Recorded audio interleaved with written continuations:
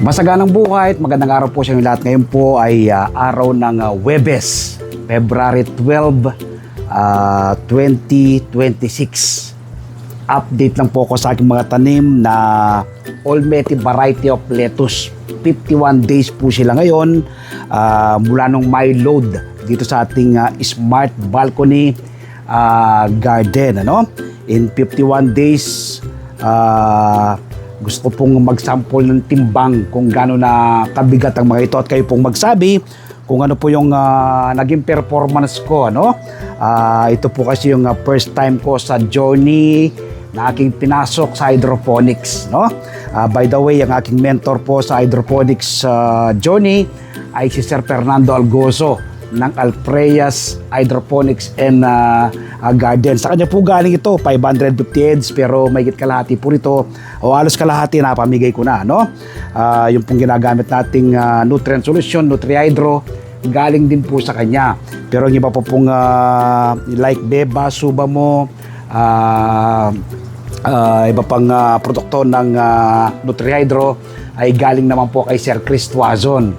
So, kapag sinabi ko pong maganda yung performance natin, self-serving po, Kayo po ang magsabi kung maganda po yung performance ko sa aking pagpasok sa ating hydroponics journey in 51 days. Yung araw nito, 51 days po yung aking journey sa hydroponics method of farming. Bihasa po ako, di ba? Sinasabi ko po sa inyo, bihasa po ako pagdating sa pagtatanim sa lupa.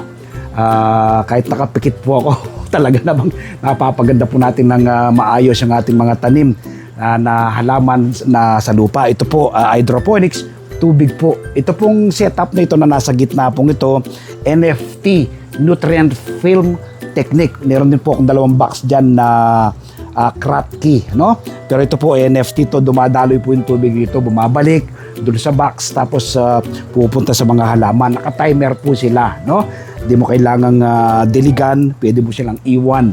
Kung kayo'y nagtatrabaho ng ganito pong setup, ang pwede nyo pong gawin. So ngayon po ay magsasample timbang po tayo, Bago po tayo magsasample na timbang, ipapakita ko po muna sila sa inyo. Ayan po sila ang ating mga tanim na Olmete variety of lettuce, 51 days. Yan, pantay-pantay po sila, wala kang tulak na bigin, maging sa kabilang side po. Yan, dito po sa ating smart balcony garden. Yan. Atin niya po, pag nilagay ko po yung kamay kong ganyan, ano po siya, dalawang kamay ang pwede mong isalikop. So, yan po.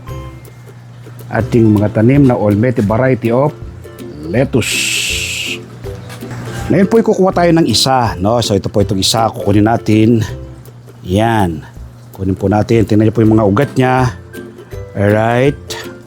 Ito lang po yung ating timbangan, Yan. Naka 0-0 po siya. Makikita niyo 0-0. Sa lalagay ko po yung ating lettuce. Kita po yung lettuce natin, Yan. Isang cup lang po yan. Isang tanim lang siya. Po ilalagay ko po. Yan. Malalaman po natin dito kung gaano sila kabigat na. Yan. 622 grams. So, yan na po yung kanilang bigat, 622 grams, isang piraso. So, kayo pong magsabi kung ano po yung naging performance ko, Dahil ito po yung nagtatapat naman sa inyo. Ito po yung aking pagpasok sa aking hydroponics journey in 51 days. So, yun na po yung kanilang timbang. 622 grams. Sabi po ni Mr. Algozo, minus 200 grams. So, nasa, po sila, ang timbang po nila. Nasa 422 grams. Isang piraso po na ating tanim na lettuce. Ibig sabihin po nito, dalawang piraso niyan, may higit 1 kilo. Yung kanilang timbang. Yan po. 622 nawala. Pipindutin ko po uli yung on niya. Yan. Natin. Nag-0-0 siya uli. Angat ko po siya ng konti, Angat ko po siya. Angat ko po. Ayan. Okay.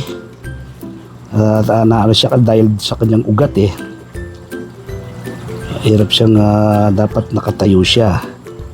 Walang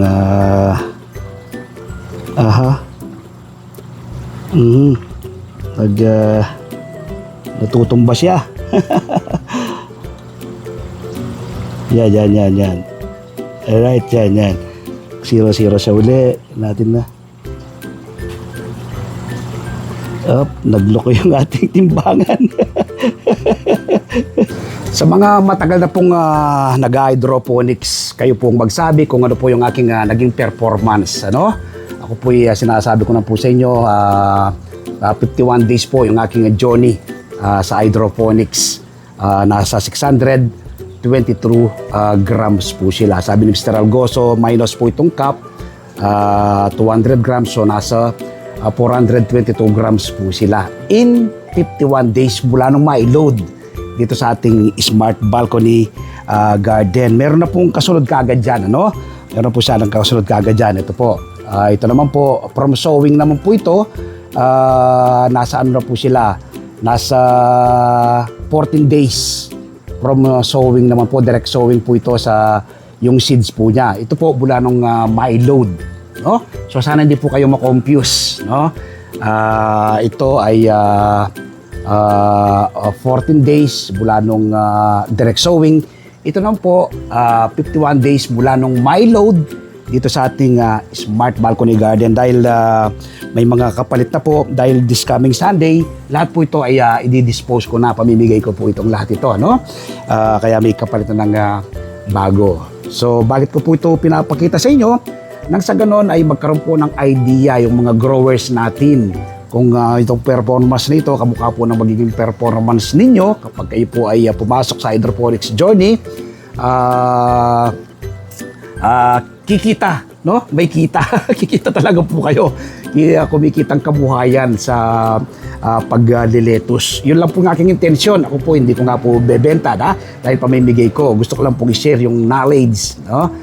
Dino-documents ko po from day 1 po ito ng my load hanggang 51 days po ngayong araw na ito. So sana nakapagbahagi ako ng panibagong kaalaman at impormasyon ngayong araw nito. Kung may natutunan po kayo, i-share nyo po sa inyong mga kaibigan itong ating video tutorial na ito. Nang sa ganun, marami po tayong maabot at matulungan na ating mga kababayan. Share and like nyo po yung ating Facebook page, Facebook profile, yung aking YouTube channel. Mag-subscribe po kayo, no? At invite ko po kayo every Sunday manood ng aking TV show, Masaganang Buhay sa 1PH Signal TV, Channel 1 ng TV Vibe. Happy farming po, bye-bye, God bless. At yung araw ng Martes, may column ako sa Filipino Star ngayon. Happy farming po, bye-bye, God bless.